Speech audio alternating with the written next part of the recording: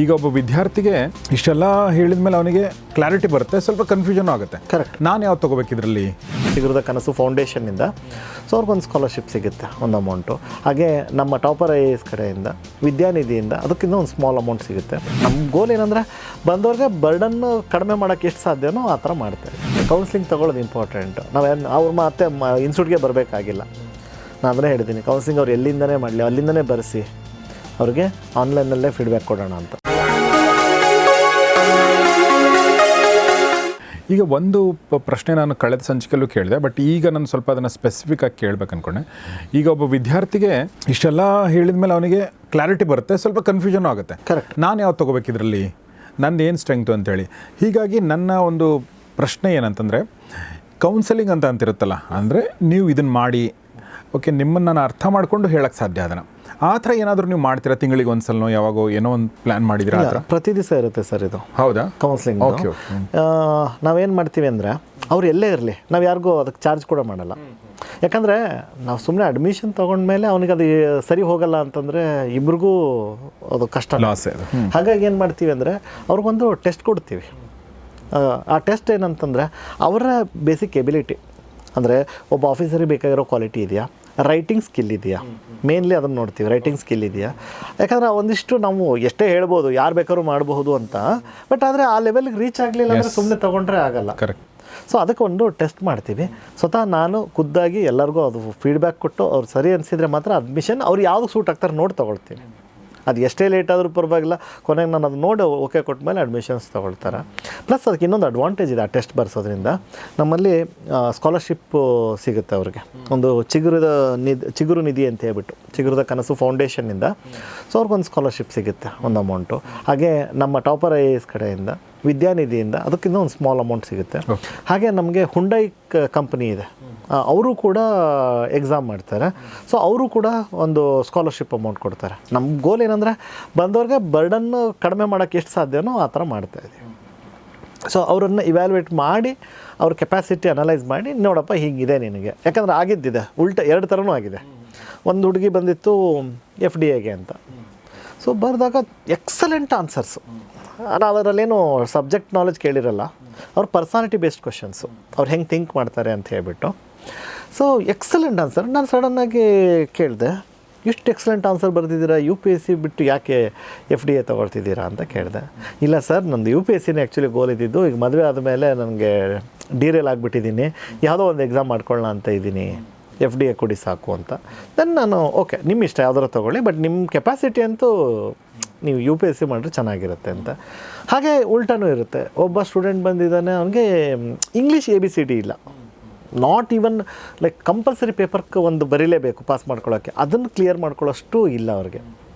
So ನಾನು ಕ್ಲಿಯರಾಗಿ ಹೇಳಿದೆ, ಸುಮ್ಮನೆ ನೀವು ಈಗ ಇಂಗ್ಲೀಷ್ ಆದರೂ ಕಲ್ತ್ಕೊಂಡು ಬನ್ನಿ, ಓಕೆ ಕಲೀಲೇಬೇಕು. ಇಲ್ಲ ಅಂತಂದರೆ ನೀವು KS ತೊಗೊಳ್ಳಿ, ಕನ್ನಡ ತುಂಬ ಚೆನ್ನಾಗಿದೆ, ಬಟ್ ಕಂಪಲ್ಸರಿ ಪಾಸ್ ಮಾಡ್ಕೊಳ್ಳೋಕೆ ಇಂಗ್ಲೀಷ್ ಎಷ್ಟು ಬೇಕೋ ಅದನ್ನು ಕಲ್ತ್ಕೊಳ್ಳಿ, ಸೊ KS ತೊಗೊಳ್ಳಿ. ಹೀಗೆ ಸುಮ್ಮನೆ ಎಲ್ಲರಿಗೂ ಅವ್ರು ಏನೋ ಕೇಳ್ತಾರೆ ಅಂತ ನಾವು ಅಡ್ಮಿಷನ್ ಕೊಟ್ಟರೆ ಅವ್ರಿಗೂ ಅದು ಇಬ್ರಿಗೂ ಕಷ್ಟ, ಟೀಚರ್ಗೂ ಕಷ್ಟ, ಕ್ಲಾಸ್ ರೂಮಲ್ಲಿ ಅವ್ರಿಗೂ ಕಷ್ಟ, ಫಾಲೋ ಅಪ್ ಮಾಡೋಕ್ಕಾಗಲ್ಲ. ಸೊ ಇದು ಒಂದು ಆ ಕೌನ್ಸ್ಲಿಂಗ್ ಪ್ರೋಸೆಸ್ಸಲ್ಲಿ ಅವರು ಏನು ಮಾಡಬೇಕು ಅಂತಿದ್ದಾರೆ. ಆಮೇಲೆ ಇನ್ನೊಂದು ಹುಡುಗಿ ಬಂದಿತ್ತು, ಅವ್ರ ಅಪ್ಪಂಗೆ ಇಷ್ಟ IAS ಮಾಡಲಿ ಅಂತ. ಸೊ ಅವ್ರನ್ನ ಕೌನ್ಸ್ಲಿಂಗ್ ಮಾಡಿದಾಗ ಅವ್ರು ಕ್ಲಿಯರ್ ಕಟ್ ಅವ್ರಿಗೆ ಇಷ್ಟನೇ ಇಲ್ಲ. ಸೊ ನಾನು ಸೀದಾ ಅವ್ರ ಪೇರೆಂಟ್ಸ್ಗೆ ಹೇಳಿದೆ, ಬೇಡ ಫೋರ್ಸ್ ಮಾಡಬೇಡಿ, ಫೋರ್ಸ್ ಮಾಡೋದ್ರಿಂದ ರಿಸಲ್ಟ್ ಬರೋಕ್ಕೆ ಸಾಧ್ಯನೂ ಇಲ್ಲ ಇಲ್ಲಿ. ಇದು 10th ಎಕ್ಸಾಮು ಅಲ್ಲ, PUC ಎಕ್ಸಾಮ್ ಅಲ್ಲ, ಫೋರ್ಸ್ ಮಾಡಿ 35 ಮಾರ್ಕ್ಸ್ ತೆಗೆದು ಕಳಿಸ್ತೀನಿ ಅನ್ನೋಕ್ಕೆ ಅವ್ರಿಗೆ ಎಲ್ಲಿ ಇಷ್ಟ ಇದೆ. ಸೊ ವಾಪಸ್ ಕಳಿಸಿದ್ದೂ ಇದೆ. ಸೊ ಎಲ್ಲ ಎಕ್ಸಾಂಪಲ್ಸು ಇದೆ. ಸೊ ಹಾಗಾಗಿ ಇಂಪಾರ್ಟೆಂಟ್, ಕೌನ್ಸ್ಲಿಂಗ್ ತೊಗೊಳ್ಳೋದು ಇಂಪಾರ್ಟೆಂಟ್. ನಾವೇನು ಅವ್ರು ಮತ್ತೆ ಇನ್ಸ್ಟಿಟ್ಯೂಟ್ಗೆ ಬರಬೇಕಾಗಿಲ್ಲ. ನಾನು ಅದನ್ನೇ ಹೇಳಿದ್ದೀನಿ, ಕೌನ್ಸ್ಲಿಂಗ್ ಅವ್ರು ಎಲ್ಲಿಂದನೇ ಮಾಡಲಿ ಅಲ್ಲಿಂದನೇ ಬರೆಸಿ ಅವ್ರಿಗೆ ಆನ್ಲೈನಲ್ಲೇ ಫೀಡ್ಬ್ಯಾಕ್ ಕೊಡೋಣ ಅಂತ. ಈಗ ಕೌನ್ಸಿಲಿಂಗ್ ಬಗ್ಗೆ ನೀವು ಹೇಳಿದ್ರಲ್ಲ, ಈಗ ಕೌನ್ಸಿಲಿಂಗ್ ನಮ್ಮ ಏನು ವಿಡಿಯೋ ನೋಡ್ತಿದ್ದಾರೆ ಅವ್ರು ಅದರಲ್ಲಿ ಯಾರಾದರೂ ಕೌನ್ಸಿಲಿಂಗ್ ತೊಗೋಬೇಕು ಅಂದರೆ ಅದ್ರದ್ದೇನು ಲಿಂಕು, ಅದ್ರದ್ದು ಆಫೀಸ್ ನಂಬರ್ ಇದೆ ಅಲ್ವಾ, ನೀವು ಡಿಸ್ಪ್ಲೇ ಮಾಡಿ, ಏನು ಇನ್ಸ್ಟಿಟ್ಯೂಟ್ ನಂಬರ್ ಇದೆ, ಹೆಲ್ಪ್ ಡೆಸ್ಕ್ ಮೇಲ್ ಐಡಿನೂ ಇರುತ್ತೆ ಮತ್ತು ಆಫೀಸ್ ನಂಬರ್ ಇರುತ್ತೆ. ಸೊ 6363219044 ಆ ನಂಬರ್ಗೆ ಅವರು ಕಾಲ್ ಮಾಡಿದರೆ ಅವ್ರಿಗೆ ಕೊಡ್ತಾರೆ, ಒಂದು ಟೆಸ್ಟ್ ಕೊಡ್ತಾರೆ. ಓಕೆ. ಸೊ ಧೈರ್ಯವಾಗಿ ಬರೀಲಿ, ಅಂದರೆ ಅದು ಅದನ್ನು ಬರೆಯೋಕ್ಕೆ ಹೆದರ್ಕೊಳ್ಳೋರು ಇದ್ದಾರೆ. ಕಾಪಿ ಮಾಡಬಾರ್ದು. ಕಾಪಿ ಮಾಡೋಂಥದ್ದು ಏನಿಲ್ಲ, ಏನಿಲ್ಲ, ಪರ್ಸನಾಲಿಟಿ ಟೆಸ್ಟ್ ಅವ್ರ ಪರ್ಸನಾಲಿಟಿ ಅವ್ರ ಬಗ್ಗೆ ಇರುತ್ತೆ, ಅದಕ್ಕೆ ಆರಾಮಾಗಿ ಕೊಡ್ತೀವಿ. Okay okay. ಸೊ ವಿದ್ಯಾನಿಧಿನಲ್ಲಿ ನಾಲೆಜ್ ಬೇಸ್ಡ್ ಇರುತ್ತೆ, ಅದನ್ನು ಅವ್ರು ಇಲ್ಲೇ ಬಂದು ಬರೀಬೇಕು. ಬಟ್ ಚಿಗುರು ನಿಧಿ ಅವರು ಎಲ್ಲಿಂದ, ಯಾಕಂದ್ರೆ ಬೇಸಿಕಲಿ ಅದು ಇನ್ಯಾರ್ದೋ ಕೈಲಿ ಬರೆಸಿ ಕಳಿಸಿದೆ ಅಂದ್ರೆ ಮತ್ತೆ ಅವ್ರು ಏನು ಮಾಡೋಕೆ ಹೊರಟಿದ್ದಾರೆ, ಯಾರಿಗೆ ಬ್ಲಫ್ ಮಾಡ್ತಾರೆ, ಅವರ ಒಪಿನಿಯನ್ನು ಮತ್ತು ಅವರ ರೈಟಿಂಗ್ ಹೆಂಗಿದೆ ಅಂತ ನೋಡಬೇಕಾಗಿದೆ ನಾವು. ಸೊ ಯಾರು ಬೇಕಾದ್ರೂ ಬರೆದು ಕಳಿಸ್ಬೋದು, ಏನು ತೊಂದರೆ ಇಲ್ಲ. ಓಕೆ. ಈಗ ಒಂದು ಇನ್ಸ್ಟಿಟ್ಯೂಟ್, ಈ ಥರದ ಇನ್ಸ್ಟಿಟ್ಯೂಟ್ ನಡಿಬೇಕು ಅಂತಂದರೆ ನಿಮಗೆ ಫುಲ್ ಫ್ಲೆಡ್ಜ್ ಆಗಿ ಫುಲ್ ಟೈಮ್ ಇರೋಂಥ ಲೆಕ್ಚರ್ ಜೊತೆಗೆ ನಿಮಗೆ ಇಂಡಸ್ಟ್ರಿ ಎಕ್ಸ್ಪರ್ಟ್ಸ್ಗಳು ಬೇಕಾಗುತ್ತಾರೆ ಅಲ್ವಾ, ಕೆಲಸ ಮಾಡುವಂಥವ್ರು. ಓಕೆ, ಯಾಕೆಂದರೆ ಸಿಲೆಬಸ್ ನೀವು ಚೇಂಜ್ ಮಾಡಿದರೆ ಚೇಂಜ್ ಆಗುತ್ತೆ, ಬಟ್ ಅಲ್ಲಿ ಇಂಡಸ್ಟ್ರಿ ಇರುತ್ತಲ್ಲ, ಅಂದರೆ ಅಡ್ಮಿನಿಸ್ಟ್ರೇಷನ್ ಅದು ಚೇಂಜ್ ಆಗ್ತಾನೆ ಇರುತ್ತೆ. ಕರೆಕ್ಟ್. ಸೊ ಹಿಂಗಾಗಿ ನಿಮಗೆ ಆ ಥರ ಸಪೋರ್ಟು ಒಂದು ಅದ್ರ ಬಗ್ಗೆ ಏನು ಹೇಳಕ್ಕೆ ಇಷ್ಟಪಡ್ತೀನಿ ಸರ್? ಇಂಡಸ್ಟ್ರಿ ಅಂದರೆ ಅಡ್ಮಿನಿಸ್ಟ್ರೇಷನ್. ಎಸ್ ಸರ್, ನನ್ನ ಹಿಂದೆ ಹೇಳಿದೆ ಒಂದು 3-4 ಜನ ಆಫೀಸರ್ ಹೇಳಿದೆ, ಬಟ್ ತುಂಬ ಜನ ಇದ್ದಾರೆ. ನನಗೆ ಹೆಸರು ಒಬ್ರದ್ದು ಹೇಳಿದ್ರೆ ಇನ್ನೊಬ್ರಿಗೆ ಓಕೆ, ಯಾಕಂದರೆ ಎನಿ ಟೈಮು ನೀವೊಂದು ಕೆಲಸ ಬಿಟ್ಟು ಮಾಡೋಕ್ಕೆ ಬಂದಿದ್ದೀರಿ, ಸೊ ನಾವು ಫುಲ್ ಸಪೋರ್ಟ್ ಕೊಡ್ತೀವಿ. ಯಾಕಂದರೆ ನಿಮ್ಮಿಂದ ಒಂದು 100 ಜನ ಕರ್ನಾಟಕದಿಂದ ಆಫೀಸರ್ ಆಗ್ತಾರೆ ಅಂತಂದರೆ ಅದಕ್ಕಿಂತ ದೊಡ್ಡದೇನಿದೆ ಅಂತ.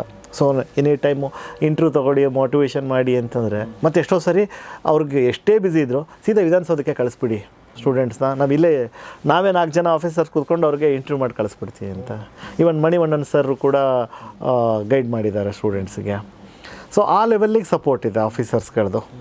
ಸೊ ಹಾಗಾಗಿ ಅದು ತುಂಬ ಇಂಪಾರ್ಟೆಂಟ್ ಕೂಡ. ಇದು ಹೆಂಗೆ ಅಂತಂದರೆ ಅವರಿಂದ ಒಂದು ಮಾತು ಕೇಳಿಸ್ಕೊಂಡ್ರೆ ಸ್ಟೂಡೆಂಟ್ಸಿಗೆ ಒಂದು ಕಾನ್ಫಿಡೆನ್ಸ್ ಬೂಸ್ಟ್ ಆಗುತ್ತೆ. ಆಮೇಲೆ ಇನ್ನೂ ಒಂದು ಅವ್ರಿಗೆ ಕಣ್ಣಿದ್ರೆ ಕಾಣುತ್ತೆ, ನಾನು ಈ ಥರ ಒಬ್ಬ ಆಫೀಸರ್ ಆಗಬಲ್ಲೆ ಅಂತ. ಸೊ ಹಾಗಾಗಿ ತುಂಬ ಜನ ನಮಗೆ ಸಪೋರ್ಟ್ ಕೊಟ್ಟಿದ್ದಾರೆ. ಸೊ ಅವ್ರಿಗೆ ಈ ನಿಮ್ಮ ಚಾನಲ್ ಥ್ರೂ ಅವ್ರಿಗೆ ಥ್ಯಾಂಕ್ಸ್ ಹೇಳೋಕ್ಕೂ ಕೂಡ ನಾನು ಇಷ್ಟಪಡ್ತೀನಿ. Very nice sir. ಸುಮಾರು 7 ವರ್ಷಗಳಿಂದ ಇದನ್ನು ನೀವು ನಡ್ಸ್ಕೊಂಡ್ಬಂದಿದ್ದೀರಾ. ಈ ಒಂದು ಜರ್ನಲ್ ಸುಮಾರು ಜನ ಸ್ಟೂಡೆಂಟ್ಸ್ ನೋಡಿರ್ತೀರ ನೀವು, ಮತ್ತು ಸುಮಾರು ಸಕ್ಸಸ್ ಸ್ಟೋರಿಗಳು ನೋಡಿರ್ತೀರ, ಕೆಲವೊಂದು ಫೇಲ್ಯೂರ್ ಸ್ಟೋರಿಗಳು ನೋಡಿರ್ತೀರ. ಈ ಒಟ್ಟಾರೆ ಅನುಭವದ ಬಗ್ಗೆ ಮತ್ತು ಈ ಪ್ರಶ್ನೆ ಕೇಳಬೇಕಾದ್ರೆ ನಿಮ್ಮ ಮನಸ್ಸಲ್ಲಿ ಕೆಲವೊಂದು ಮುಖಗಳು ಬಂದಿರ್ತವೆ ಅಲ್ವಾ, ಕೆಲವೊಂದು. ಸೊ ಯಾರ ಹೆಸರನ್ನ ಅಥವಾ ಯಾವ ಮುಖಗಳು ನಿಮಗೆ ನೆನಪಿಗೆ ಬಂದು, ಯಾವುದೋ ವಿದ್ಯಾರ್ಥಿ ಇರ್ಬೋದು, ಆ ಥರದ್ದು ನಿಮ್ಮ ಕೇಸ್ ಸ್ಟಡಿಗಳಿರ್ಬೋದು, ಒಟ್ಟಾರೆ 7 ವರ್ಷವನ್ನು ಸಮರೈಸ್ ಮಾಡೋ ಥರ ಏನು ಬರುತ್ತೆ ಸರ್? ಒಂದೆರಡು ಉದಾಹರಣೆಗಳು ತೊಗೊಳ್ಳೋದೇ ಉತ್ತಮ. ಯಾಕೆ ಅಂದರೆ ಅದರಲ್ಲಿ ತಮ್ಮನ್ನು ತಾವು ಕಂಡುಕೊಳ್ಳೋ ಜನ ಇದ್ದಾರೆ. ಈಗ ಒಂದು ಸಕ್ಸಸ್ ಸ್ಟೋರಿ ಹೇಳೋದಾದರೆ ಸ್ಫೂರ್ತಿ ಎನ್ ಸಕ್ರಿ ಅಂತ. ಲಾಸ್ಟ್ ಟೈಮು ಕರ್ನಾಟಕದ ಒಂದು ಟಾಪ್ ಪೋಸ್ಟು ಅವ್ರು ತೊಗೊಂಡ್ರು. ಇದ್ದಿದ್ದೇ 106 ಪೋಸ್ಟು, ಅದರಲ್ಲಿ ಟಾಪ್ ಪೋಸ್ಟು 2 ಇತ್ತು, ಅದರಲ್ಲಿ ಇವ್ರು ತೊಗೊಂಡ್ರು. ಸೊ ಅವರು ಶಿ ಈಸ್ ವೆರಿ ಬ್ರಿಲಿಯಂಟ್, ಡೌಟೇ ಬೇಡ ಅದ್ರ ಬಗ್ಗೆ, ಎಕ್ಸಲೆಂಟ್. ಬಟ್ ಯಾಕೆ ಫೇಲ್ ಆಗ್ತಾಯಿದ್ರು? 3 ವರ್ಷ ಕಂಟಿನ್ಯೂಸ್ ಫೇಲ್. ಯಾವುದ್ರಲ್ಲಿ ಫೇಲ್ ಆಗ್ತಾಯಿದ್ರು? ಮೇನ್ಸ್ ಅಲ್ಲ, IAS ಆಗಲಿ KS ಆಗಲಿ, ಅಂದರೆ KS ಕಾಲ್ ಮಾಡೋದೇ ಕಡಿಮೆ, ಬಟ್ ಫೇಲ್ ಆಗ್ತಾಯಿದ್ರು. ರೀಸನ್ ಏನು ಅಂತ ಕೇಳಿದ್ರೆ ಸೈಕಾಲಜಿಕಲ್. ನಾನು ಕೇಳಿದ್ರೆ ಏನಕ್ಕೆ ಅಂದರೆ ಅವ್ರ ಫ್ಯಾಮಿಲಿ ಪೂರಾ ಆಫೀಸರ್ಸ್ ಫ್ಯಾಮಿಲಿ. ಒಂದು ಪ್ರೆಷರ್ ಬಿಲ್ಡ್ ಆಗಿಬಿಟ್ಟಿತ್ತು. ಯಾವಾಗಲೂ ಸುತ್ತ ಮನೆಯಲ್ಲ ಆಫೀಸರ್ ಅಂದರೆ ಇವರು ಆಗಿಲ್ಲ ಅನ್ನೋದೇ ಒಂದು ಪ್ರೆಷರು. ಹಾಗಾಗಿ ಅವ್ರು ಏನಾಗೋದು ಪ್ರತಿ ಸರಿ ಇದರಲ್ಲಿ ಫೇಲ್ ಆಗೋರು. ಬಟ್ ಅದನ್ನು ಇದರೇನೆಂದರೆ ಅದನ್ನು ಓವರ್ಕಮ್ ಮಾಡಿದವ್ರತು ಸಕ್ಸಸ್ ಸಿಗೋಲ್ಲ. ಆ ಫಿಯರ್ ಓವರ್ಕಮ್ ಮಾಡಲೇಬೇಕು. ನಾಳೆ ಒಬ್ಬ ಆಫೀಸರಾಗಿ ಕೂತ್ಕೊಂಡ್ರೆ ಎಲ್ಲರನ್ನೂ ಫೇಸ್ ಮಾಡೋ ಧೈರ್ಯನೂ ಬೇಕು, ಮತ್ತು ಒಂದು ನಾಲೆಜ್ ಕೂಡ ಅಷ್ಟೇ ಡೆಪ್ತಲ್ಲಿ ಬೇಕಾಗುತ್ತೆ. ಸೊ ಹಾಗೆ ಈಗ 1ನೇ ವರ್ಷಕ್ಕಾಗಲಿ 2ನೇ ವರ್ಷಕ್ಕೆ ಅನ್ನೋದಕ್ಕಲ್ಲ, 4ನೇ ವರ್ಷದವ್ರಿಗೆ ಯಾವ ಪೇಷನ್ಸ್ ಇತ್ತಲ್ಲ ಅದನ್ನು ಕಲ್ತ್ಕೊಳ್ಳಿ ಅನ್ನೋದಕ್ಕೆ ಆ ಉದಾಹರಣೆ ತಗೊಂಡಿದ್ದೀನಿ. Same thing story last time Vijetha Hosamani ಅವರು 100th rank correct. First 3 exam prelims fail ಅವರು. Prelims fail? ಹೌದು. Last exam prelims, mains interview final. ಏನು ಚೇಂಜ್ ಆಯ್ತು ಹಂಗಾದ್ರೆ ಅವ್ರ ಹತ್ರ? ತುಂಬ ಚೆನ್ನಾಗಿ ಹೇಳಿದರು ಅವರು, ಭಾಳ ಚೆನ್ನಾಗಿ ಹೇಳಿದರು. ಎಷ್ಟು ಸ್ಟೆಪ್ ಬೈ ಸ್ಟೆಪ್, 1ನೇ ವರ್ಷ ಏನು ಕಲ್ತ್ಕೊಂಡೆ, 2ನೇ ವರ್ಷ ಏನು ಕಲ್ತ್ಕೊಂಡೆ, 3ನೇ ವರ್ಷ ಏನು ಕಲ್ತ್ಕೊಂಡೆ.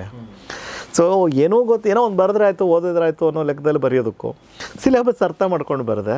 ಆ್ಯಕ್ಚುಲಿ ನನ್ನನ್ನು ನಾನು ಅರ್ಥ ಮಾಡ್ಕೊಂಡ ತಕ್ಷಣ ನಾನು ಕ್ಲಿಯರ್ ಆದೆ ಅಂತ ಹೇಳಿ. ನನ್ನನ್ನು ನಾನು ಅರ್ಥ ಮಾಡ್ಕೊಂಡ ದಿವಸ ನಾನು ಎಕ್ಸಾಮ್ ಕ್ಲಿಯರ್ ಮಾಡಿದೆ. ಸತ್ಯ ಸರ್ ಅದು. ನಾನು ಅದನ್ನೇ ಹೇಳೋದು, ಕೌನ್ಸಿಲಿಂಗಲ್ಲಿ ಅದನ್ನೇ ನಾವು ಫೋಕಸ್ ಮಾಡೋದು. ನಿಮ್ಮನ್ನು ನೀವು ಅರ್ಥ ಮಾಡ್ಕೊಳ್ಳಿ. ಓದೋದು ದೊಡ್ಡ ವಿಚಾರ ಅಲ್ವೇ ಅಲ್ಲ. ರಾಕೆಟ್ ಸೈನ್ಸ್ ಇಲ್ಲ ಇಲ್ಲಿ. ಏನು ನೀವು ಡಿಗ್ರಿ ಇದು ಮುಗಿಯೋವರೆಗೂ 130 ಸಬ್ಜೆಕ್ಟ್ ಓದಿರ್ತೀರಿ ಎಲ್ಲ 1ನೇ ಕ್ಲಾಸಿಂದ ಬಂದರೆ. ಇಲ್ಲಿ ಓದಬೇಕಾದ್ರೆ 10-12 ಸಬ್ಜೆಕ್ಟು. ಮತ್ತು ಯಾಕೆ ಫೇಲ್ಯೂರ್ ಆಗ್ತದೆ ಅಂದರೆ ನಮ್ಮನ್ನು ನಾವು ಅರ್ಥ ಮಾಡ್ಕೊಳ್ಳಲ್ಲ, ನಮ್ಮ ಕೆಪಾಸಿಟಿಗಳು ಗೊತ್ತಿರಲ್ಲ.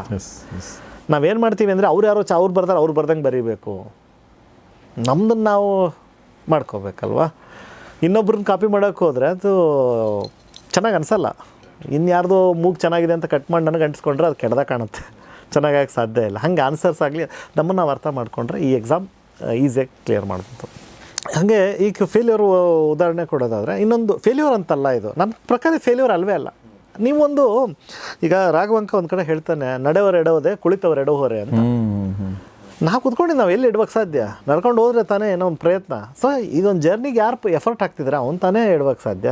ಅದನ್ನು ಫೇಲ್ ಅಂತ ನಾನು ಕರೆಯೋದೇ ಇಲ್ಲ ಆ್ಯಕ್ಚುಲಿ ಹೇಳಬೇಕಂದ್ರೆ. ಯಾಕಂದರೆ ಇಲ್ಲಿ 35% ಇದ್ದಿದ್ರೆ ಫೇಲ್ ಅಂತ ಹೇಳ್ಬೋದಿತ್ತೇನೋ. ಅಲ್ಲಿ ಯಾರೋ 99 ತೊಗೊಂಡಿದ್ದಾರೆ, ಇನ್ನೊಬ್ಬ 98 ತೊಗೊಂಡಿದ್ದಾನೆ. 98 ತೊಗೊಂಡು how he is inferior then 99. So failure ಅಲ್ಲ ಅದು. ಸೊ ಇನ್ನೊಂದು ಸ್ಟೋರಿ, ಈಗ ಈ ಎಕ್ಸಾಮ್ ಕ್ಲಿಯರ್ ಆಗಿಲ್ಲ ನಿಜ. ಒಬ್ಬ ಸ್ಟೂಡೆಂಟು ಸೊ 1 ಇಯರ್ ಬ್ಯಾಕ್ ಸೇರಿದ್ದಾನೆ, ಏಪ್ರಿಲ್ 2020 ಸೇರಿದ್ದಾನೆ. ಏಪ್ರಿಲ್ 2021 ಸ್ವೀಟ್ಸ್ ಬಾಕ್ಸ್ ಇಟ್ಕೊಂಡು ಬಂದ. ನನಗೆ ಮನೇಲಿ ಮದುವೆಗಿದ್ವಿ ಏನಾರು ಇದೆಯಾ ಅಂತ. ಇಲ್ಲ ಸರ್, ನಾನು ಫಸ್ಟ್ ತೊಗೊಳ್ಳಿ ಸ್ವೀಟು ಅಂದ. ಏನು ಆಯಿತು, ಏನು ಇದಾಗಿದೆ ಅಂದ. ಇಲ್ಲ ಸರ್, ನಾನು ವೈಸ್ ಪ್ರೆಸಿಡೆಂಟಾಗಿ ಸೆಲೆಕ್ಟ್ ಆಗಿದ್ದೀನಿ JP Morgan ಇದರಲ್ಲಿ ಅಂತ. ಆ ಕ್ರೆಡಿಟ್ಟು ನಿಮಗೆ ಹೋಗಬೇಕು. ಅದು ಹೆಂಗೆ ಅಂತ. ಸರ್, ನಾನು ಅಲ್ಲಿ ಇಂಟ್ರ್ಯೂಗೆ ಹೋದಾಗ ಎಲ್ಲ 50 ವರ್ಷ 45 ವರ್ಷ ಈ ಥರದವ್ರೆ. ನಾನು ಒಬ್ಬನೇ 27 ವರ್ಷದ ಹುಡುಗ. ನಾನು ಸುಮ್ಮನೆ ಬಂದಿದ್ದೀನಿ ಇಲ್ಲೆಲ್ಲ ಎಕ್ಸ್ಪೀರಿಯೆನ್ಸ್ಗೆ ಬೆಲೆ ಕೊಡೋದು, ಸೆಲೆಕ್ಟ್ ಮಾಡ್ಕೊಳ್ಳಲ್ಲ ಅಂದ್ಕೊಂಡಿದ್ದೆ. ನೋಡಿದರೆ ಅಷ್ಟು ಜನರಲ್ಲಿ ನಾನು ಒಬ್ಬನೇ ಸೆಲೆಕ್ಟ್ ಆಗಿದ್ದು. ಅಷ್ಟು ನಾಲೆಜ್ ಎಲ್ಲಿಂದ ಬಂತು ಅಂದರೆ, ನನ್ನ 1 ವರ್ಷದ UPSCಗೆ ಏನು ನೀವೇನು ಹೇಳ್ಕೊಟ್ಟಿದ್ರಿ ಟಾಪರ್ IAS ಅಲ್ಲಿ, ಅದರಿಂದ ನಾಲೆಜ್ ಬಂದಿತ್ತು. ಸೊ ನಾನು ಸೆಲೆಕ್ಟ್ ಆಗಿದ್ದೀನಿ. ನನ್ನ ಸ್ಯಾಲ್ರಿ 300% ರೈಸ್ ಆಗಿದೆ. ಸೊ ಇನ್ಮೇಲೆ ಪ್ರತಿ ವರ್ಷ ಒಬ್ಬ ಸ್ಟೂಡೆಂಟ್ದು ನಾನು ಯಾರು ಪೂರ್ ಇದ್ದವ್ರು ಇದ್ದರೆ ಅವ್ರದ್ದು ಸ್ಪಾನ್ಸರ್ ನಾನು ಮಾಡ್ತೀನಿ ಅಂತ ಕೂಡ ಹೇಳಿ ಇದು ಮಾಡಿದೆ. ಅಂದರೆ UPSC ಜರ್ನಿನಲ್ಲೇ ಸಕ್ಸಸ್ ಅಂತ ಯಾಕೆ ನೋಡಬೇಕು? ಇದು ಕೂಡ ಸಕ್ಸಸ್ಸೇ. ನಾಲೆಜ್ ಅನ್ನೋದು ಎಲ್ಲ ಕಡೆಗೂ ನಮಗೆ ಸಕ್ಸಸ್ ಕೊಡುತ್ತೆ. ಸೊ ಭಾಳ ಚೆನ್ನಾಗಿ ಹೇಳಿದ್ರಿ. ನಾನು 98ಅಲ್ಲಿ KS ಮಾಡ್ಬೇಕು ಅಂದ್ಕೊಂಡು ನಾನು ಓದಿದ್ದೆ. ನನಗೆ ನನ್ನ ಇಷ್ಟದ ಸಬ್ಜೆಕ್ಟ್ ಅಲ್ಲ ಅದು KS ಮಾಡೋದು. ಸುಮ್ಮನೆ ನನ್ನ ಫ್ರೆಂಡ್ಸ್ ಮಾಡಿದ್ರೆ ಅಂತ ಮಾಡಿದ್ದೆ. ಬಟ್ ನನಗೆ ಅದು ಜರ್ನಲಿಸಮಲ್ಲಿ ಹೆಲ್ಪ್ ಆಯಿತು. ETVಗೆ ಹೋದಾಗ ಖಂಡಿತ ನಾನು ಪೇಪರ್ ಓದ್ತಿದ್ದೆ, ಬಟ್ ನನಗದು ತುಂಬ ಹೆಲ್ಪ್ ಆಯಿತು. ನನಗೆ ಅಂದರೆ ಫಾರ್ ಎಕ್ಸಾಂಪಲ್ ರೆಪೋ ರೇಟ್ ಅಂದರೆ ಏನು ಗೊತ್ತು ಸರ್ ನಮಗೆ?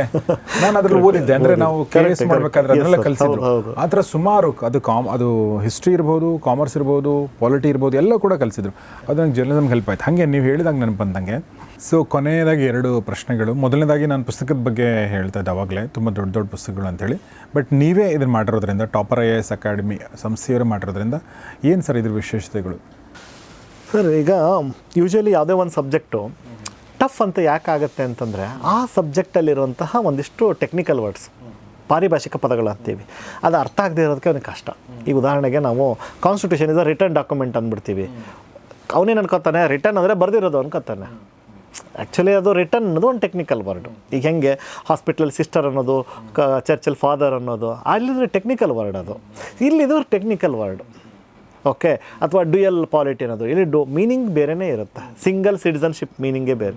ಸೊ ಆ ವರ್ಡ್ಗಳನ್ನು ಅರ್ಥ ಮಾಡ್ಕೊಳ್ಳೋದೇ ಎಲ್ಲರೂ ಸಬ್ಜೆಕ್ಟ್ ಸ್ಟಫ್ ಅಂತ ಹೇಳ್ತಾರೆ.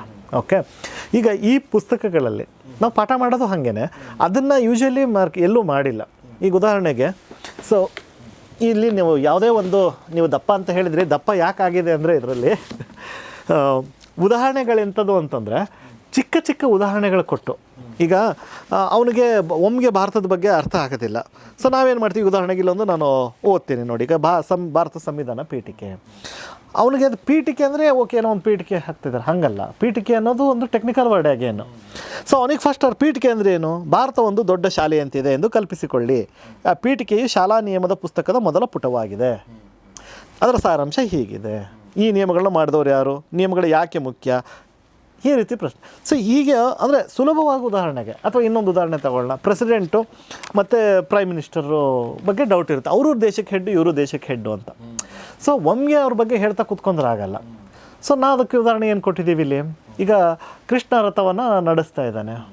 ಓಕೆ, ಹಿಂದೆ ಅರ್ಜುನ ಇದನ್ನು ಮಾಡ್ತಾ ಇದ್ದಾನೆ. ಇದರಲ್ಲಿ ಯಾರು ಆ್ಯಕ್ಚುಲಿ ಭಾಳ ಮುಖ್ಯ ಅಂತ ಕೇಳಿದ್ರೆ, ಸೊ ಇಲ್ಲಿ ಕೃಷ್ಣ ಇಲ್ಲದೆ ಹೋದರೆ ಅರ್ಜುನನ ಶಕ್ತಿ ವ್ಯರ್ಥನೆ. ಸೊ ಅಂದರೆ ರಿಯಲ್ ಪವರ್ ಯಾರ ಕೈಲಿದೆ, ಕೃಷ್ಣನ ಕೈಲಿದೆ. ಹಂಗಾರೆ ನೇಮ್ ಸೇಕ್ ಯಾರ ಕೈಲಿದೆ, ಅರ್ಜುನ್ ಕೈಲಿದೆ. ಸೊ ಹಾಗೆ ಇಂಡಿಯಾದಲ್ಲಿ ಪ್ರೈಮ್ ಮಿನಿಸ್ಟರ್ ರಿಯಲ್ ಪವರ್ ಇಟ್ಕೊಂಡು ಕೂತ್ಕೊಂಡಿದ್ದಾರೆ, ಪ್ರೆಸಿಡೆಂಟು ನೇಮ್ ಸೇಕ್ ಹೆಸರಿಗೆ ಮಾತ್ರ ಇಟ್ಕೊಂಡಿದ್ದಾರೆ. ಸೊ ಈ ರೀತಿ ಉದಾಹರಣೆಗಳನ್ನು ನಾವು ಕೊಟ್ಟು ಎಲ್ಲ ಪ್ರಶ್ನೆಗಳಿಗೂ, ಇವನ್ ಸೈನ್ಸ್ ತುಂಬ ಟಫ್ ಅಂತ ಹೇಳ್ತಾರಲ್ಲ, ಸೊ ಅಂಥದಕ್ಕೂ ಕೂಡ ನಾವೇನಂತಂದರೆ ಡೇ ಟು ಡೇ ನಿಮ್ಮ ಕಣ್ಣೆದುರುಗಡೆಗೆ ಕಾಣುವಂತಹ ಉದಾಹರಣೆಗಳನ್ನು ಇಟ್ಕೊಂಡು ಎಕ್ಸ್ಪ್ಲೇನ್ ಮಾಡ್ತೀವಿ. ಆಗಲ್ಲ ಒಂದು ಇನ್ನೊಂದು ಎಕನಾಮಿದು ಒಂದು ಉದಾಹರಣೆಗೆ ಭಾಳಷ್ಟು ಜನ ಸರ್ ಹೀಗೂ ಕಲಿಸ್ಬೋದಾ ಎಕನಾಮಿನ ಅಂತ ನನಗೆ. ನಾನು ಉದಾಹರಣೆಗೆ ಈಗ ಏನು banking terms, repo rate, reverse repo rate, ಹಿಂಗೆ ತುಂಬ ಇರ್ತವೆ. ಅದನ್ನು ಅರ್ಥ ಮಾಡ್ಕೊಳ್ಳೋಕ್ಕೆ ಒದ್ದಾಡ್ತಿದ್ರೆ ಕನ್ಫ್ಯೂಷನ್ನು. ಒಂದು ಸಿಂಪಲ್ ಉದಾಹರಣೆಗೆ ಹೇಳ್ತೀನಿ. ಒಂದು ಟ್ಯಾಂಕ್ ಇದೆ, ದೊಡ್ಡ ಟ್ಯಾಂಕು, ಅದಕ್ಕೊಂದು ನಲ್ಲಿ ಇದೆ, ಕೆಳಗೊಂದು ಟ್ಯಾಂಕ್ ಇದೆ. ಆ ನಲ್ಲಿ ಓಪನ್ ಮಾಡಿದರೆ ಟ್ಯಾಂಕ್ ಫುಲ್ ಆಗುತ್ತೆ. ನಲ್ಲಿ ಬಂದ್ ಮಾಡಿದರೆ ಟ್ಯಾಂಕು ಎಲ್ಲಿ ನೀರು ಜಾಸ್ತಿ ಆಯಿತು ಅಂದಾಗ ಅಲ್ಲಿಗೆ ನಿಂತ್ಕೊಳ್ಳುತ್ತೆ. ಓಕೆ, ಈಗ ಆ ಟ್ಯಾಂಕಲ್ಲಿರೋ ನೀರನ್ನು ನಾನು ಕಡಿಮೆ ಮಾಡಬೇಕು ಅಂದರೆ ನನಗೆ ಆಪ್ಷನ್ ಏನು? ನಾನು ಇನ್ನೊಂದು ಪಂಪ್ ಹಾಕ್ತೀನಿ.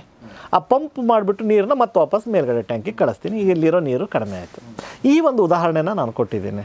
ಏನದರಲ್ಲಿ ಅಂತಂದರೆ, ಈಗ ರೆಪೋ ರೇಟ್ ಅಂದರೆ ಏನು?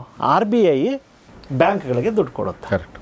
ಸೊ ಆ ನಲ್ಲಿ ಓಪನ್ ಮಾಡೋದಿದೆ ಅಲ್ಲ, ಮೇಲ್ಗಡೆ ಇರೋ ಟ್ಯಾಂಕು RBI ಅಂತ ಹೇಳ್ತೀನಿ, ಕೆಳಗಡೆ ಇರುವಂಥ ಟ್ಯಾಂಕು ಅಂದರೆ ಮಾರ್ಕೆಟು, ನಾವೆಲ್ಲ ದುಡ್ಡು ಬ್ಯಾಂಕ್ಗಳಿಗೆ ದುಡ್ಡು ಬರುತ್ತೆ. ಆ ನಲ್ಲಿ ಓಪನ್ ಮಾಡಿದರೆ, ಆ ನಲ್ಲಿ ಎಷ್ಟು ಜೋರಾಗಿ ಓಪನ್ ಮಾಡ್ತೀರೋ ಅಷ್ಟು ಬೇಗ ನೀರು ತುಂಬುತ್ತೆ, ಕಡಿಮೆ ಮಾಡಿದರೆ ಕಡಿಮೆ ನೀರು ಬರುತ್ತೆ. ಸೊ ರೆಪೋ ರೇಟ್ ಅನ್ನೋದು ಹಾಗೇ. ನೀವು ರೆಪೋ ರೇಟ್ ರೈಸ್ ಮಾಡಿದ್ರಿ ಅಂತಂದರೆ, ರೇಟ್ ಆಫ್ ಇಂಟ್ರೆಸ್ಟ್ ಜಾಸ್ತಿ ಅಂದರೆ ಕಡಿಮೆ ದುಡ್ಡು ಹರಿದು ಬರುತ್ತೆ, ಜಾಸ್ತಿ ಮಾಡಿದರೆ ಕಡಿಮೆ. ಹಾಗೆ ರಿವರ್ಸ್ ರೆಪೋ ರೇಟ್ ಅಂತಂದರೆ ಮಾರ್ಕೆಟಲ್ಲಿ ಸಿಕ್ಕಾಬಿಟ್ಟೆ ದುಡ್ಡು ತುಂಬ್ಕೊಂಬಿಟ್ಟಿದೆ. ಆ್ಯಕ್ಚುಲಿ ವಾಟರ್ಗೂ ಲಿಕ್ವಿಡಿಟಿ ಮತ್ತು ಇದಕ್ಕೂ ಮ್ಯಾಚಿಂಗ್ ಇದೆ. ಸೊ ನೀರನ್ನು ಪಂಪ್ ಮಾಡಿದರೆ, ಅಂದರೆ ಅದೇ RBI ರಿವರ್ಸ್ ರೆಪೋ ರೇಟ್ ಜಾಸ್ತಿ ಮಾಡಿದರೆ ಇದೇ ದುಡ್ಡು ವಾಪಸ್ಸು RBIಗೆ ಹೋಗುತ್ತೆ. ಸೊ ಇನ್ನೂ ಅದು ತುಂಬ ಡೀಟೇಲಾಗಿ ಹೇಳ್ಕೊಂಡು ಹೋಗಿದ್ದೀನಿ. ಸೊ ಈ ಥರ ಉದಾಹರಣೆ ಕೊಟ್ಟಾಗ ಅವ್ರು ಜನದಲ್ಲಿ ಮರೆಯಲ್ಲ. RBIಯಿಂದ ಕೆಳಗೆ ಮೇಲಿಂದ ಕೆಳಗೆ ಬರ್ತಾ ಇದೆ, ಕಣ್ಣೆದುರುಗಡೆ ಪಿಕ್ಚರ್ ಇದೆ. ರೆಪೋ ರೇಟ್ ಅಂದರೆ RBI ಟು ಬ್ಯಾಂಕ್ಸ್, ಮರ್ಯಾದೆ ಇಲ್ಲ. ಎಷ್ಟೋ ಜನರು ಕನ್ಫ್ಯೂಷನ್, RBIಯಿಂದ ಬ್ಯಾಂಕ್ಸ್ಗಿಂದ RBIನ. ಸೊ ಈ ಥರಲ್ಲಿ ಡೌಟೇ ಬರಲ್ಲ. ಸೊ ಅದು ಒಂದು ಕಾನ್ಸೆಪ್ಟ್ ಇಟ್ಕೊಂಡು ಎಷ್ಟೊಂದು ಹೇಳ್ಬಿಟ್ಟಿದ್ದೀನಿ. Repo, reverse repo, bank rate, CRR, SLR, ಅಷ್ಟು ಕಾನ್ಸೆಪ್ಟು ಅದರಲ್ಲೇ ಹೇಳ್ಕೊಟ್ಟಿದ್ದೀನಿ. ಸೊ ಈ ಥರ ಉದಾಹರಣೆಗಳನ್ನು ಈ ಬುಕ್ಸ್ಗಳಲ್ಲಿ ಇಟ್ಕೊಂಡಿರೋದ್ರಿಂದ ಹುಡುಗರಿಗೆ ಕಲಿಯೋದು ಭಾಳ ಈಸಿ ಆಗುತ್ತೆ. ಸೊ ಅದೇ ಇದರ ಒಂದು ಸ್ಪೆಷಾಲಿಟಿ. ಓಕೆ, ಇದು ಈ ಥರ ಎಲ್ಲ ಸಬ್ಜೆಕ್ಟ್ ಒಳಗೂ ಮಾಡಿದ್ದೀರಿ ನೀವು? ಹೌದು ಹೌದು ಸರ್. ಕೊನೆಯದಾಗಿ, ಈಗ ನಮ್ಮ ಇಂಟೀರಿಯರ್ ಪ್ಲೇಸ್ಗಳಲ್ಲಿ ಬೇರೆ ಬೇರೆ ಕಾಲೇಜ್ಗಳಿರ್ತವೆ, ಮತ್ತು ಅಲ್ಲಿ ಕಾಲೇಜಲ್ಲಿರುವಂಥ ವಿದ್ಯಾರ್ಥಿಗಳಿಗೆ ಬೆಂಗಳೂರಿಗೆ ಬಂದು ಕಲಿಯೋಕ್ಕಾಗದೇ ಇರ್ಬೋದು. ಎರಡನೇದು, ಆ ಕಾಲೇಜ್ನವ್ರಿಗೂ ಕೂಡ ಇಂಟ್ರೆಸ್ಟ್ ಇರ್ಬೋದು, ನಮಗೂ ಒಂದು ಈ ಥರದ ಒಂದು ಕೋಚಿಂಗ್ ಯಾರಾದರೂ ನಮ್ಮ ವಿದ್ಯಾರ್ಥಿಗಳಿಗೆ, ಆ ಥರ ಕಾಲೇಜ್ ಜೊತೆ ನೀವೇನೋ ಟೈ ಅಪ್ ಮಾಡ್ಕೊಳ್ಳೋದು, ಆ ಥರದ್ದು ಏನಾದರೂ ಇದೆಯಾ ಸರ್? ಈಗಾಗಲೇ ನಾವು ಬೆಂಗಳೂರಲ್ಲಿ ಅದು ಮಾಡ್ತಾಯಿದ್ದೀವಿ ಸರ್. ಬೆಂಗಳೂರಲ್ಲಿ ಮಹಾರಾಣಿ ಲಕ್ಷ್ಮೀ ಅಮ್ಮಣ್ಣಿ ಕಾಲೇಜು ಮತ್ತು ಸುರಾನ ಕಾಲೇಜು, ಸೊ ಹೀಗೆ ಒಟ್ಟು 4 ಕಾಲೇಜುಗಳಲ್ಲಿ ನಾವು ಮಾಡ್ತಾಯಿದ್ದೀವಿ. ಸೊ ಅದೇನಂದರೆ ಅವ್ರಿಗೆ ಭಾನುವಾರ ಮಾತ್ರನೇ ಕ್ಲಾಸಸ್ ಮಾಡ್ತಾ ಹೋಗ್ತೀವಿ, ಅಥವಾ ಕಾಲೇಜ್ ಅವ್ರು ಹೇಳಿದಾಗೆ, ಅಥವಾ ನಮ್ಗೆ ಈವ್ನಿಂಗ್ ಮಾಡಿ ಅಂದರೆ ಈವ್ನಿಂಗ್ ಅವ್ರಿಗೆ ಕನ್ವೀನಿಯೆಂಟು, ಹುಡುಗರಿಗೆ ಕನ್ವೀನಿಯೆಂಟ್ ಆಗೋ ಥರ. ಇಲ್ಲಿ ಪ್ರೆಷರ್ ಇರಲ್ಲ. 3 ವರ್ಷ 4 ವರ್ಷ ಕ್ಲಾಸ್ ಆರಾಮಾಗಿ ನಡೆಯುತ್ತೆ. ಅವ್ರು ಡಿಗ್ರಿ ಮುಗಿಸೋಷ್ಟೊತ್ತಿಗೆ ಅವ್ರಿಗೆ ಇದೇ ಇರುತ್ತೆ. ಸೊ ನಾವು ಬೇರೆ ಕಡೆಗೂ ಕೂಡ ನಮಗೆ ಕೆಲವೊಬ್ರು ಕೇಳ್ತಾ ಇದ್ದಾರೆ. ಸೊ ಹೋಗಿ ಮಾಡಲಿಕ್ಕೆ ನಾವು ಇವಾಗ ರೆಡಿ ಆಗಿದ್ದೀವಿ. ಇದರ ಅನುಕೂಲ ಏನು ಅಂತಂದರೆ ಅವ್ರಿಗೆ ಪ್ರೆಷರ್ ಆಗಲ್ಲ. ಸೊ ಸ್ಲೋ ಆಗಿದ್ರೂ ಕೂಡ ಜೊತೆಗೆ ಆರಾಮಾಗಿ ಮುಗಿಸ್ಕೊಳ್ಬೋದು ಅಂತ. ಸೊ ಯಾವುದಾದ್ರು ಕಾಲೇಜ್ ಅಪ್ರೋಚ್ ಮಾಡಬೇಕಂದ್ರೆ ನಿಮ್ಮ ನಂಬರ್ಗೆ ಕಾಲ್ ಮಾಡಿದರೆ ಖಂಡಿತವಾಗ್ಲೂ ನಾವು ಮಾಡಿಕೊಡ್ತೀವಿ.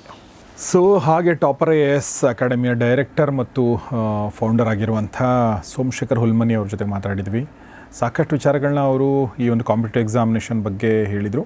ನಿಮಗೆ ಸಾಕಷ್ಟು ಮಾರ್ಗದರ್ಶನ ಮತ್ತು ಇನ್ಸೈಟ್ ಸಿಕ್ಕಿದೆ ಅಂತ ಅನ್ಕೋತೀನಿ. ಜೊತೆಗೆ ಅವರ ಒಂದು ಅಕಾಡೆಮಿ, ಅವರ ಒಂದು ಸಂಸ್ಥೆ ಟಾಪರ್ AS, ಅದ್ರ ಬಗ್ಗೆ ಕೂಡ ಮಾತಾಡಿದರು. ಒಂದು ವಿದ್ಯಾರ್ಥಿ ಸೆಂಟ್ರಿಕ್ ಅನ್ನೋದು ಭಾಳ ಇಂಪಾರ್ಟೆಂಟು, ಆ ಸ್ಟೂಡೆಂಟ್ ಸೆಂಟ್ರಿಕ್ ಆಗಿರೋದು ಭಾಳ ಇಂಪಾರ್ಟೆಂಟ್. ಅದನ್ನೇ ಅವ್ರು ಮಾಡ್ತಾಯಿದ್ರೆ ಅಂತ ನನಗೆ ಅವ್ರ ಮಾತುಗಳನ್ನ ಕೇಳ್ತಾ ಇದ್ರೆ ಅನ್ನಿಸ್ತಾ ಇತ್ತು.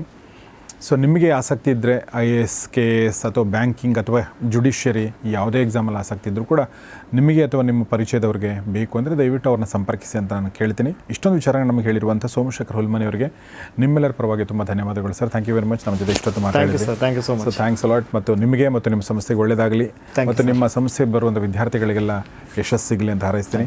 Thank you. ಸೊ ಸ್ನೇಹಿತರೆ, ಪ್ರತಿಯೊಬ್ಬರು ಕೂಡ ವಿದ್ಯಾರ್ಥಿ ಕೂಡ ಒಂದು ಕನಸಿದ್ದೇ ಇರುತ್ತೆ. ಇದು IAS, IPS, KS, ಬ್ಯಾಂಕಿಂಗ್ ಈ ಥರದ್ದು. ಸೊ ಯಾವುದು ಕೂಡ ಕಬ್ಬಿಣದ ಕಡಲೆ ಅಂತ ಅಂದ್ಕೊಳ್ಬೇಡಿ. ಸರಿಯಾದ ರೀತಿಯಲ್ಲಿ ಸರಿಯಾದ ಸಮಯಕ್ಕೆ ಸರಿಯಾದ ವ್ಯಕ್ತಿಗಳೊಂದಿಗೆ ನೀವು ಪ್ರಿಪ್ರೇಷನ್ ಶುರು ಮಾಡಿದರೆ ಯಶಸ್ಸು ಖಂಡಿತ ಸಿಗುತ್ತೆ. ಆಸಕ್ತಿ ಇದ್ದರೂ ದಯವಿಟ್ಟು ನಿಮ್ಮ ಜೀವನದ 3 ವರ್ಷನೋ 4 ವರ್ಷನೋ ಇದಕ್ಕೆ ತೆಗೆದಿಡಿ. ನೀವೇನು ಅಂದ್ಕೊಂಡಿರ್ತಾರೆ ಖಂಡಿತ ಅದು ಆಗೇ ಆಗುತ್ತೆ.